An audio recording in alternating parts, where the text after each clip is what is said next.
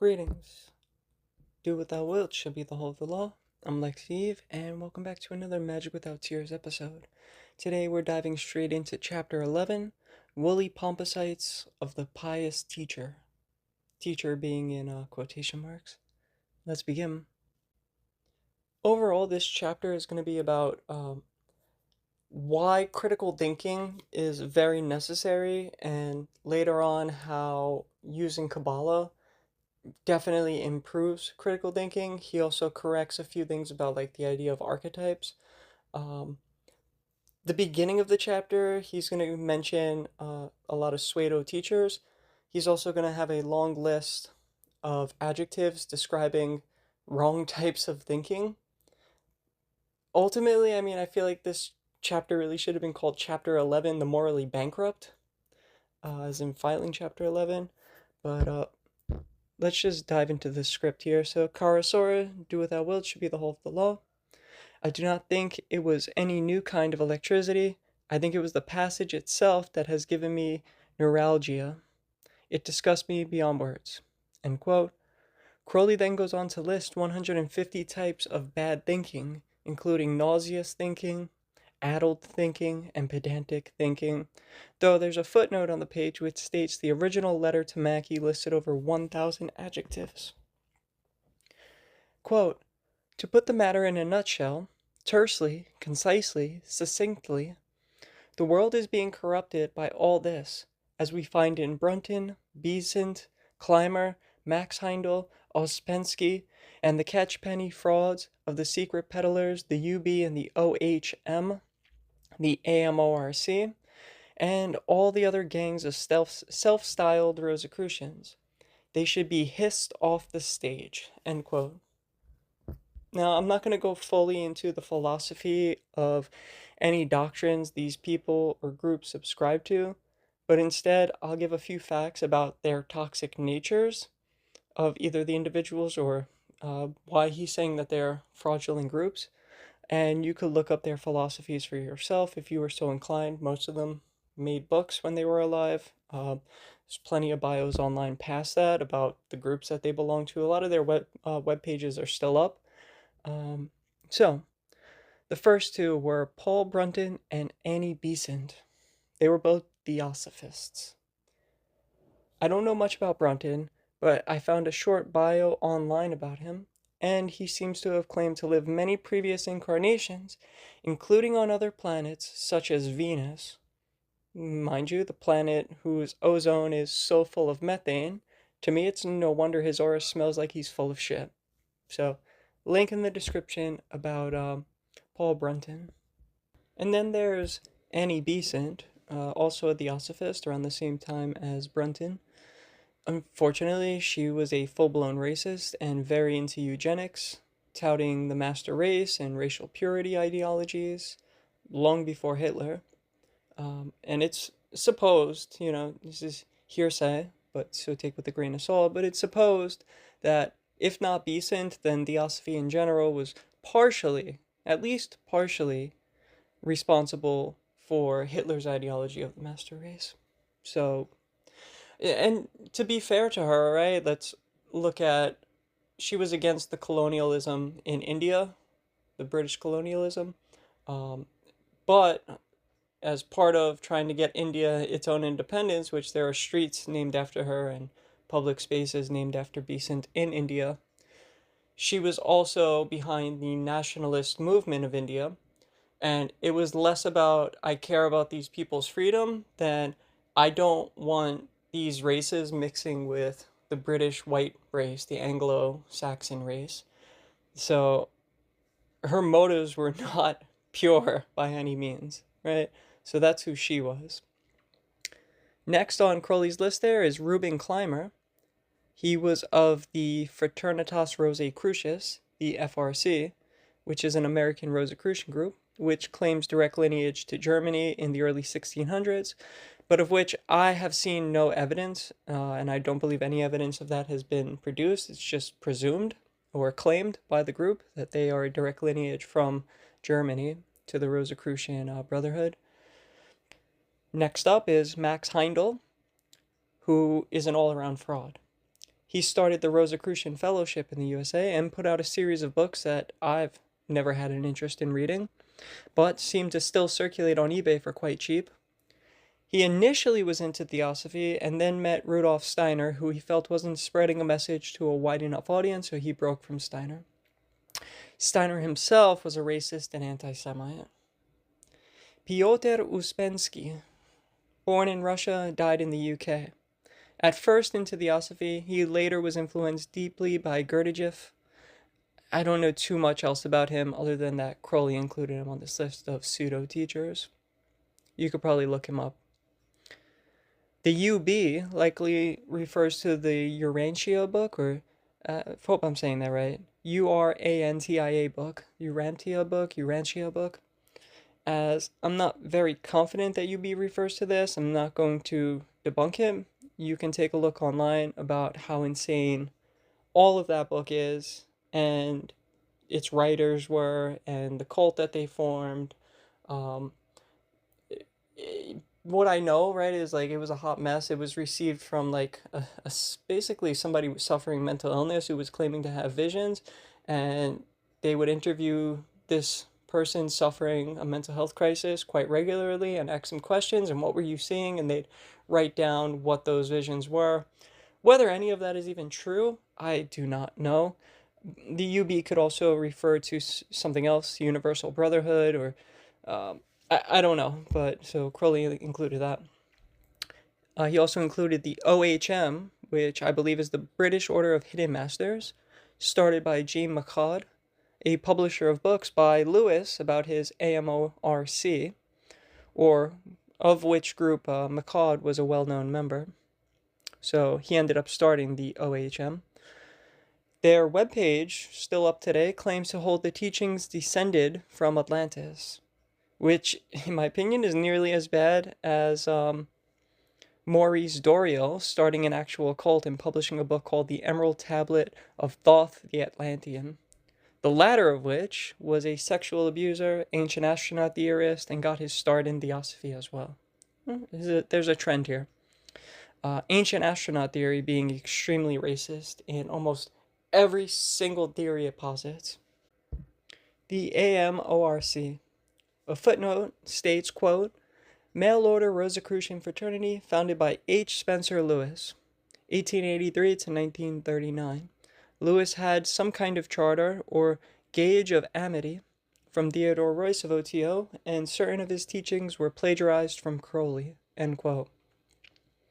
Crowley was at first friendly with Harvey Spencer Lewis, who happened to be at odds with Clymer, mentioned before, and was feuding over who had a better claim to the Rosicrucian label for their orders.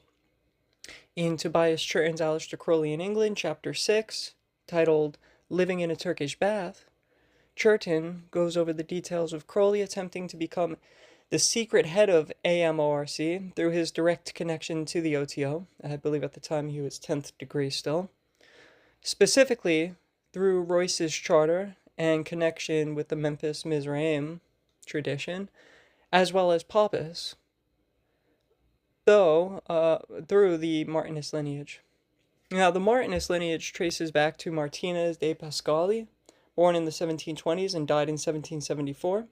Before that, and who his affiliates were are pretty much lost to history. But concerning Pious, the man who initiated Pious into Martinist Christian mysticism and Kabbalah was Augustin Chboseau, Chboseau, French, not good at French, sorry. So, we do have a lineage that dates back to an extent closer to the 1600s, Rosicrucianism of Germany, than any other group existing. However, Lewis, the founder of AMORC, claims to have received initiation in France in 1909, but I cannot find any evidence of this being true, nor those, quote, European leaders of the Rosicrucian order, unquote, where he claims that they initiated him and gave him authority to start an order in the U.S. So while Pious has a better claim, and the current day Martinist order has a way better claim to Rosicrucianism than probably any other group, it's still lost to history exactly who Martinez was initially studying under.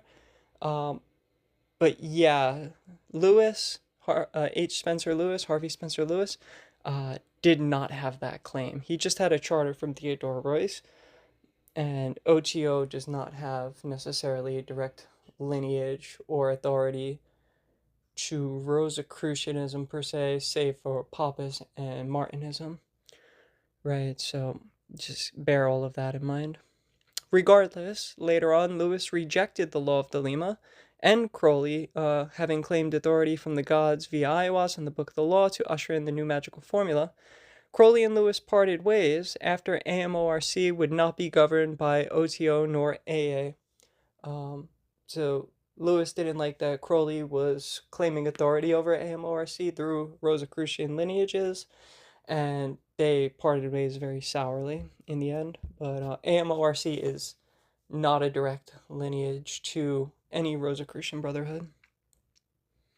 So, we now, quote, turn our attention to the relative value of different kinds of thought. This question is of the very first importance. The whole theory of education depends upon a correct standard. There are facts and facts. One would not necessarily be much the wiser if one got the Encyclopedia Britannica by heart, or the tables of logarithms, end quote. This is why the abyss is labeled doth, knowledge. A magician can know everything, and yet utterly fail to be able to apply any of it practically with any success. Further, information is infinite, and you can thus chase it infinitely while making no progress, simply going around and around in a circle. The trick to magic is to be able to sift through information, pluck out what is needed based on your will, and ignore the rest, or tuck it aside for later. The very same is true with gematria. You could have a number with 50 words listed under it, but you need to stick to the very specific context in which you are analyzing that formula based on its number, and focus on the words which are most applicable to create the proper narrative. Quote, the one aim of mathematics is to make one fact do the work of thousands. What we are looking for is a working hierarchy of facts. That takes us back at once to our original addition and subtraction remark in my letter on the mind. Classification, the first step, proceeds by putting similar things together and dissimilar things apart. One asset in the audit of a fact is the amount of knowledge which it covers. Brackets 2 plus 5 unbracket times 2 equals 49. Brackets 3 plus 4 and bracket times 2 equals 49. Bracket 6 plus 2 unbracket times 2 equals 64. These are isolated facts, no more. Worse, the coincidences of 49 and 64 might start the wildest fantasies in your head. Something mysterious about this. But, if you write, the sum of the squares of any two numbers is the sum of the square of each plus twice their multiple, a plus b times 2 equals a times 2 plus b times 2 plus 2 times a times b. Thus, while you can have two distinct formulas, there is an overarching simplified formula which can explain why both versions which equal the same number are distinct yet follow the same rules. You have got a fact which covers every possible case and exhibits one aspect of the nature of numbers themselves. The importance of a word increases as its rank, from the particular and concrete to the general and abstract. It is curious that the highest value of all, the laws of nature, are never exactly true for any two persons, for one person can never observe the identical phenomena sensible to another, since two people cannot be exactly the same place at exactly the same time. Yet it is just these facts that are equally true for all men. End quote. Meaning, right, all of those numbers were to explain that no two things can be exactly alike if they have differences, right? Meaning, while two people stand 10 feet apart and gaze upon the moon, they see that the moon is there, following a gravitational field. Yet, the observation in the exact second it took place can never be replicated because there is a fraction of a difference of perspective. as well as the fact that time moves on and neither party can simply switch places with the other, since the moon will have moved in those seconds it takes to switch places. I mean, essentially, that in a sense, everything in reality is subjective, but certain facts are similar enough that they can be agreed upon by thinking through and doing calculations to prove if a claim is true and that the objective nature is what it is. Right? So it's like we interpret objective reality through our subjective, but there is an objective that we can all agree on. It's just that it can never be replicated subjectively. You might ask why this jargon and pedantic semantics are important concerning magic. It's a fair question. The simple fact is that by learning to go through such thought experiments, you are training your mind to think more critically and to analyze situations differently from the layperson. Think of this as a mental exercise. To continue, quote, observe, I pray, the paramount importance of memory. From one point of view, you are nothing at all but a bundle of memories. When you say, this is happening now, you are a falsifier of God's sacred truth. When I say, I see a horse, the truth is that I record in those terms my private hieroglyphic interpretation of the unknown and unknowable phenomenon, or point event, which has more or less recently taken place at the other end of my system of receiving impressions. Is this clear? I do hope so. If not, make me go on at it until it is. End quote. Basically, it's everything that I just said, is including the fact that if I see something in front of me and I tell you I'm seeing that now, well, no, I actually saw that a second ago. It's changed in the second that it took me to process the information. So I'm seeing a memory of it from the past through my impressions, my sensory perceptions, and all of that. Quote, well then, you realize, of course, how many millions or billions of memories there must be to compose any average well-trained mind. Those strings of adjectives all sprang spontaneously. I did not look them up in books of reference. So, imagine the extent of my full vocabulary. And words are but the half-baked bricks with which one constructs. Millions, yes, billions probably, but there is a limit. See to it then that you accept no worthless material, that you select and select again, always in proper order and proportion, organize, structuralize your thought, always with the one aim in view of accomplishing the great work. End quote. Basically, as I said, sifting through information to pick and choose the single experience at any moment that will set you up to do your true will. Crowley then mentions the, quote, Platonic dogma of archetypes, end quote, and the antithesis philosophy of the nominalist. He gives examples such as the idea of the color green existing prior to there being any such thing as green, and the argument that green isn't real in and of itself, that green is just a label, pretty much based on perception, that yes, things are green, but that many things which are green don't simply make green an umbrella under which all things green coincide or sprang from, simply because their greenness manifested them in that likeness, i.e., there is no universal greenness. He then rebukes what he supposes Mackie to be thinking, quote, all a priori thinking, the worst kind of thinking, goes with realism in this sense. And now you look shocked and surprised, and no wonder. What you exclaim is the whole Kabbalistic doctrine, but the very apotheosis of this realism. It was also called idealism, apparently to cheer and comfort the student on his rough and rugged road. End quote. Realism is the former thinking about universals via an archetype. Idealism is very similar, it's almost the same exact thing. Students of it purport that things are not independent of the mind, and perception, or that reality, is mental or spiritual, and that the mind shapes reality. George Berkeley and Adam Weishaupt subscribe to this philosophy.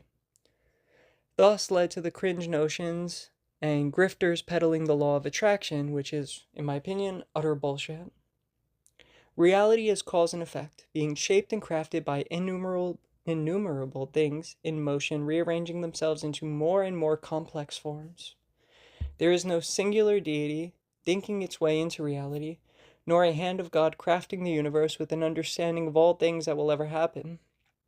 There are, however, sentient beings making decisions each and every day on this planet, for instance, and the actions they make affect the course of reality as it flows in ever-changing stasis.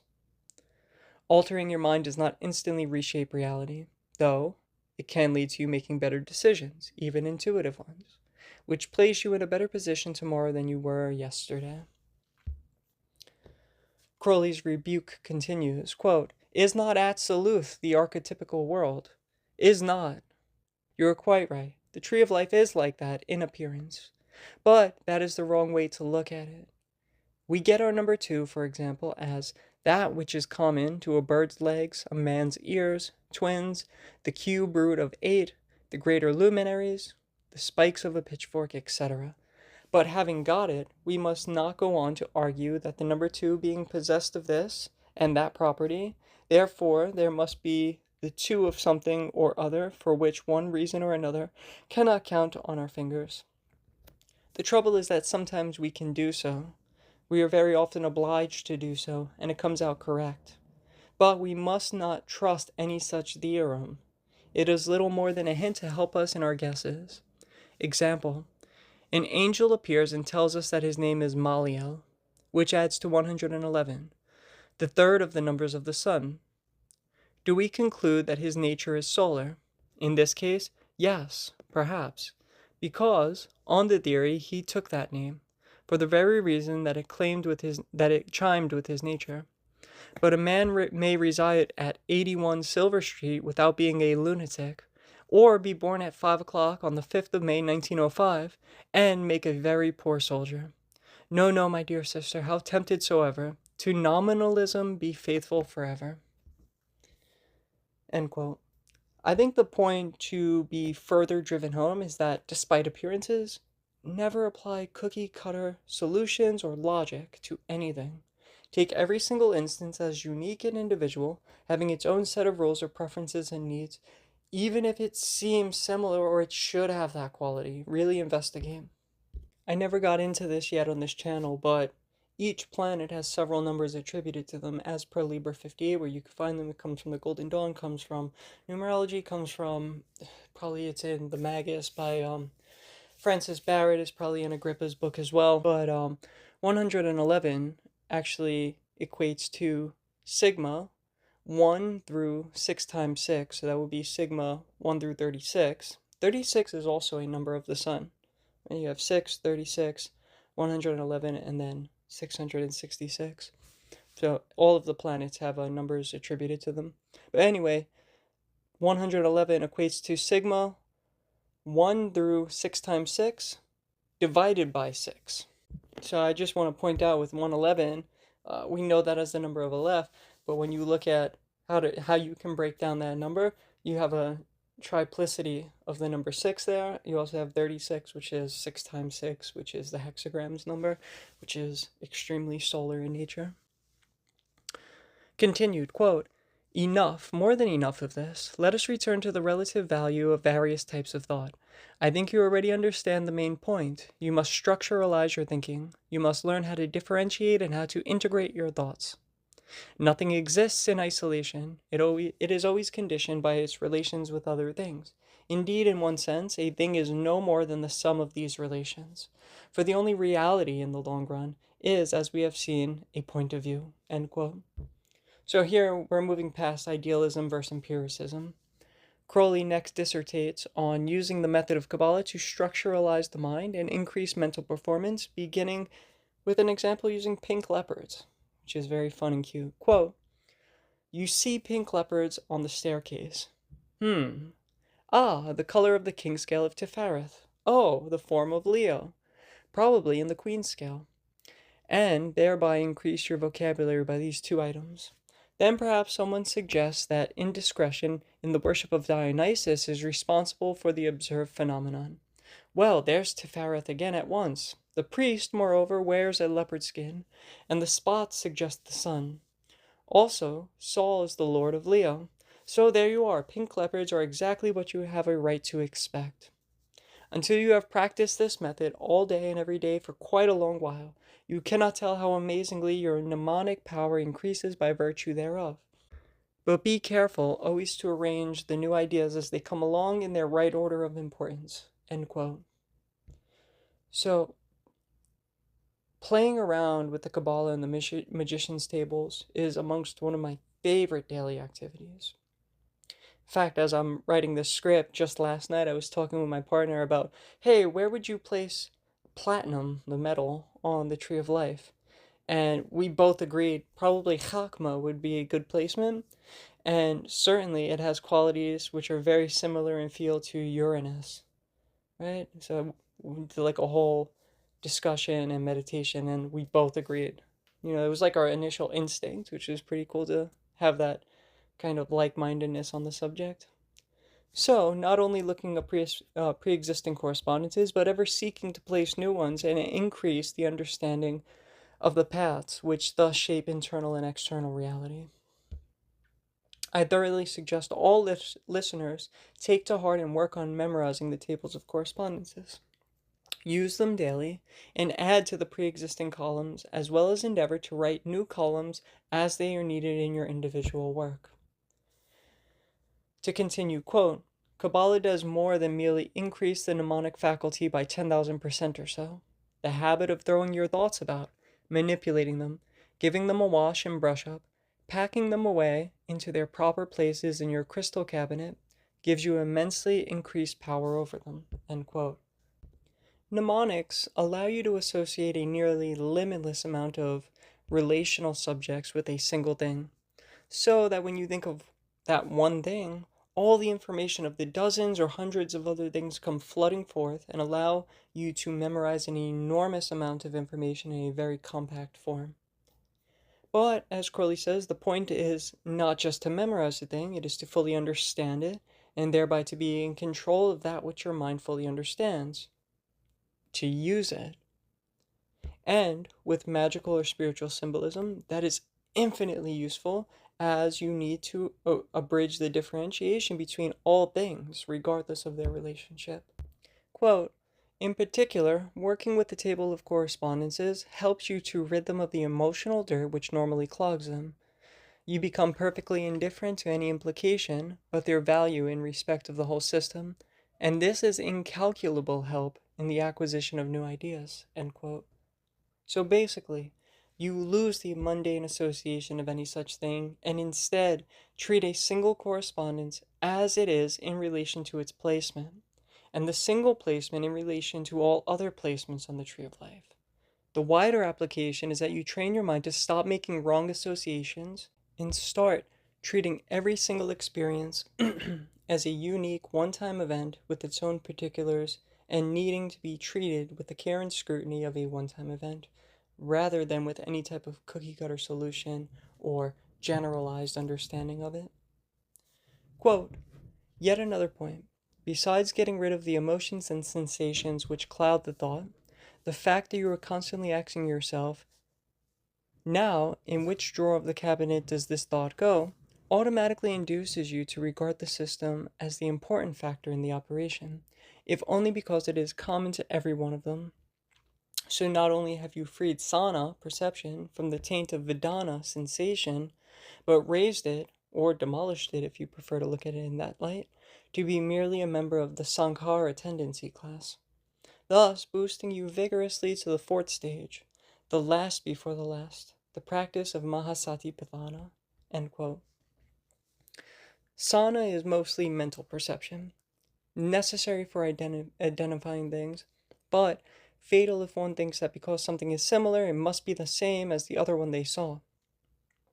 A knife in a chef's hand is not the same as a knife in a murderer's hand, even if the knife is of the exact same make and model.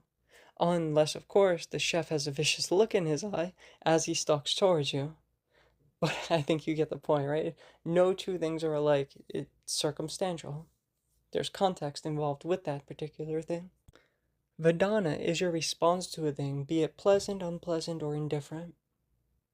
Sankhara is a reaction of you and a thing, very much like a karma, which I've spoken about in a previous video long ago. don't quite remember which video it is. I mean, you could go through my catalog, probably find something good in any of them, but I have spoken about Sankara.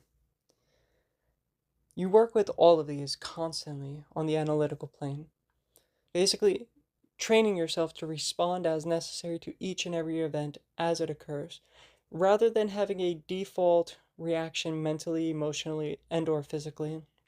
And this constant state of awareness is the practice of Mahasatipatthana, mindfulness, somewhat of a translation, mindfulness, to the highest degree, internally and externally. Quote, never try to qualify a thought in any way, to see it as it is in itself in relation to those other elements which are necessary to make it what it is. Above all, do not mix the planes. A dagger may be sharp or blunt, straight or crooked. It is not wicked looking or even trusty, except insofar as the quality of its steel makes it so. A cliff is not frowning or menacing. A snow-covered glacier is not treacherous. To say so means only that alpine clubmen and other persons ignorant of mountain craft are unable to detect the position of covered crevices, end quote. That's Crowley's bitterness at the Alpine Club, which he was a former member of at this point when he's writing this letter. So Crowley closes using a lot of other words to simply say, treat everything as unique and individual, and only assign to it that which it has in and of itself, not what you imagine it to be. Quote, all such points you must decide for yourself. The important thing is that you should challenge any such ideas. End quote. Love is the law, love under will. I will catch y'all in the next one.